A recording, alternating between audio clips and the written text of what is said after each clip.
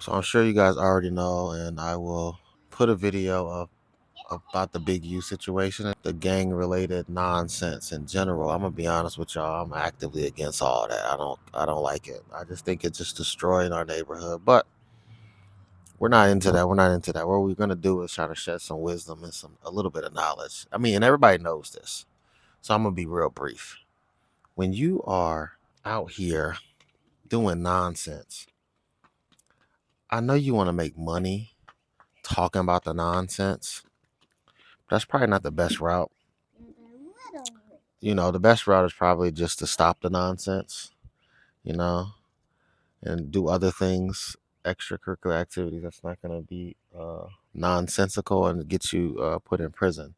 Because that's what's happening. As you can see, the conspiracy theorists are right again. So allegedly, and Big U set up Nipsey Hussle, which a lot of people thought it was Dr. Sebi and that whole situation, which is probably the narrative they wanted you to run with, so they didn't know, or you didn't know what was going on.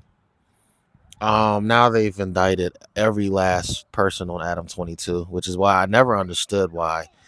I mean, I know why, because he's paying you guys, but I just didn't understand why you guys would go on to Adam 22's show as if the feds are not paying attention, right? And it's not necessarily Adam 22 being a Fed or DJ Academics being a Fed or Whack 100 being a Fed, which they could be. Vlad being a Fed, they could be Feds. But the Feds watch these podcasts, man. And these podcasts is messing y'all up. And now look at y'all all indicted. You thought that they wasn't going to get y'all? That's the crazy thing. You thought that eventually you wasn't going to get caught with the shenanigans because you're talking about the shenanigans on the podcast. Golly, man. Oh, yeah, one other thing. I'm going to let y'all in on a little secret. A lot of these indictments, a lot of these unalivings, a lot of these people who are going to prison for a very long time are being sacrificed. What does that mean, brother? That means that the sorcery of the great Babylon of the is going down, and so they need more blood, they need more light, they need to get the murking folk so that they can continue to be in power. That's what's really going on. That's just for the people that believe in that type of stuff and know what's really going on. Now at 11, a big announcement from federal authorities about the Rolling 60s neighborhood Crips gang in South LA. Detectives have arrested multiple people, and this morning they're still looking for others. Good morning, everyone. Thank you for joining us. I'm Annabelle Sedano. Let's get right to it. We have live team coverage of this breaking news. NBC4's Michelle Vyas is in Westwood with more on the arrest. But let's get started with Alex Rosier. He was at that press conference and joins us live from downtown LA. Alex.